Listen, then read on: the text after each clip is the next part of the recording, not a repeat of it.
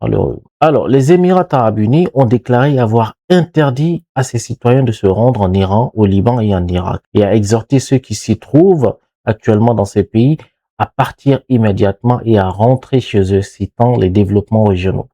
Trump a réitéré jeudi aux journalistes que l'Iran ne serait pas autorisé à posséder une arme nucléaire et que le prix de l'essence est une préoccupation majeure pour son parti républicain lors des élections de mi-mandat en novembre. Donc la même répétition, pas de bombe nucléaire pour l'Iran. Pourtant l'Iran eux-mêmes ont dit qu'ils n'ont pas besoin de la bombe nucléaire.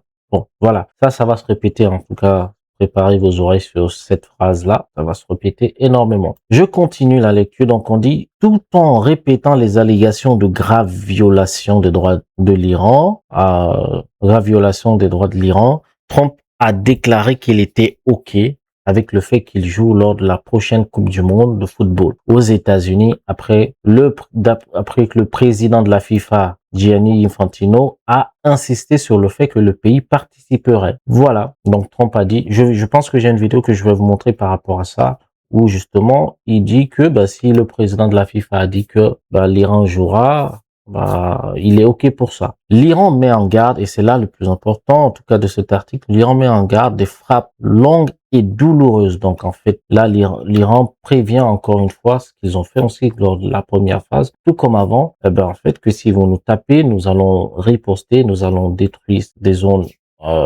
les bases américaines dans les pays du Golfe. Et là, ils mettent encore une couche, ils disent que si les États-Unis reprennent la guerre, ça sera encore des frappes plus longues et douloureuses. Donc, ils vont attaquer encore des trucs encore plus coûteux pour les États-Unis. C'est la guerre, c'est compliqué, mais c'est la guerre. Un haut responsable des gardiens de la révolution iranien a déclaré que toute nouvelle attaque américaine contre l'Iran, même limitée, entraînera des frappes longues et douloureuse sur les positions régionales américaines. Tandis que le commandement de la force aérospatiale Majid Mousavi a été cité par les médias iraniens comme disant « Nous avons vu ce qui est arrivé à vos bases régionales. Nous verrons la même chose arriver à vos navires de guerre. » Oh, la menace monte là. Le guide suprême Mojtaba a déclaré dans un message écrit aux Iraniens que Téhéran éliminera les abus des ennemis sur la voie navigable dans le cadre d'une nouvelle gestion du détroit indiquant que Téhéran avait l'intention de maintenir son emprise sur celui-ci. Petite pause et les rumeurs sur le fait que Mojtaba, le guide suprême Mojtaba Khamenei est défiguré ou n'est pas en bonne posture ou santé persiste et en tout cas le fait qu'il ne communique que par message aussi valide ou en tout cas apporte plus de suspicion sur le fait que c'est peut-être vrai qu'il a un petit souci, qu'il a un souci. Quoi qu'il en soit, c'est peut-être aussi une stratégie pour les Iraniens pour que, en fait, finalement, les Israéliens ou les États-Unis ne trouvent pas quelqu'un d'autre à abattre. Parce que de toute façon, ils savent pas où il est, ils savent pas s'il est vraiment en vie, s'il est blessé ou pas. Et donc, ça laisse aux Américains le temps encore de chercher qui faut-il vraiment frapper. En tout cas, sur les rumeurs, on va dire que ça se valide, ça se concrétise de plus en plus. Je continue. Les étrangers qui viennent des milliers de kilomètres n'ont leur place là-bas qu'au fond des eaux, a-t-il déclaré. Donc c'est Mojtaba Khamenei qui a déclaré. Le secrétaire général Antonio Guterres a averti que si les perturbations causées par la fermeture de et le prolongement jusqu'au milieu de l'année, la croissance mondiale chutera, l'inflation augmentera et des dizaines de millions de personnes supplémentaires seront plongées dans la pauvreté et la famine extrême. Plus cette artère vitale reste obstruée longtemps, plus il sera difficile d'inverser les dégâts, a-t-il déclaré au journal à New York. Trump fait face à une date limite officielle pour les États-Unis vendredi pour mettre fin à la guerre ou plaider auprès du Congrès en faveur de sa prolongation. Toutefois, les analyses et les collaborateurs du Congrès ont déclaré qu'ils s'attendaient à ce qu'il informe le Congrès qu'il prévoyait une prolongation de 30 jours ou qu'il ne respecte tout simplement pas le délai. Ah oui, eh oui. Alors, toujours attention aux personnes qu'on ne nomme pas.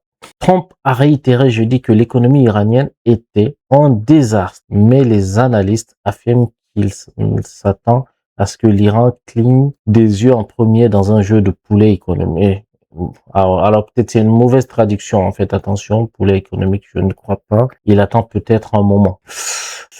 Ouais, alors j'ai écouté pas mal de d'autres personnes ou d'experts qui parlent aussi de l'Iran. Alors ils donnent leur avis, hein, donc c'est pas vraiment une réalité qu'il faut prendre à 100%. Mais ce qu'ils disent, c'est que l'Iran est conçu pour être vraiment résilient. Donc en fait, ils peuvent rester dans cette situation. Ça va être compliqué, mais ils vont toujours trouver des solutions. Et on en voit parce qu'effectivement, on a vu des fils de citernes qui traversent la Syrie pour ravitailler. Donc, ils sortent de l'Iran pour aller ravitailler. Alors, où? Je ne sais pas. Peut-être qu'ils vont passer l'Irak et puis Syrie. Quoi qu'il en soit, on voit ça et ils ont d'autres voies où ils peuvent ravitailler ou en tout cas faire sortir des marchandises vers le Pakistan ou l'Irak. Donc, de toute façon, ils sont pas vraiment bloqués à 100%, ce que je veux dire. Le conflit a aggravé les graves problèmes économiques. Bon, c'est toujours le problème de traduction. Je vous dis, la traduction, je la fais automatiquement via le navigateur. Donc, c'est pas forcément à 100%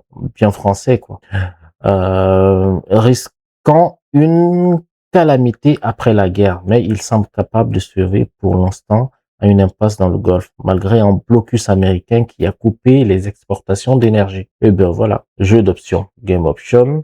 En plus de bloquer presque tous les navires à travers le détroit, à l'exception de ses propres navires pendant la guerre, l'Iran a lancé des drones et des missiles sur Israël, ainsi que sur des bases, des infrastructures et des entreprises liées aux États-Unis dans les États du Golfe. Axios a déclaré qu'un des plans à partager avec Trump lors du briefing impliquait l'utilisation des forces terrestres pour prendre le contrôle d'une partie du détroit afin de le rouvrir à la navigation commerciale. Trump envisage également l'extension du blocus américain ou déclarer une victoire unilatérale et déclarer les responsabilités. Voilà. En fait, je pense que là, il y a plusieurs options. Soit reprendre les bombardements. Quand ils vont reprendre les bombardements, les autres pays du Golfe vont encore subir. Et c'est l'option la plus probable. Sinon, c'est une intervention terrestre. Et donc encore, c'est une reprise de la guerre. Et ça va impliquer des pertes certainement pour les États-Unis, tout comme pour l'Iran. Est-ce que Trump est prêt à se lancer dans ça? Ou sinon, une dernière option que faut pas négliger aussi, c'est le fait que Trump décide un jour, en France, c'est fini. J'ai gagné la guerre, j'ai fait tout ce que je voulais, j'ai fait un blocus, c'est moi qui ai bloqué, c'est moi qui ai détruit tout. Et puis c'est fini, j'arrête. Et maintenant, dites à l'Iran aussi de débloquer. Est-ce que c'est possible qu'il fasse ça? Peut-être, mais le truc c'est difficile parce que là c'est un peu accepté d'être vaincu, même si certaines personnes vont le croire, mais vous qui regardez cette vidéo et qui regardez souvent, vous qui essayez de vous informer, je pense que vous vous dites que non, c'est pas possible, c'est pas vrai, du coup Trump t'a fui là. Donc voilà, ça va être compliqué, hein.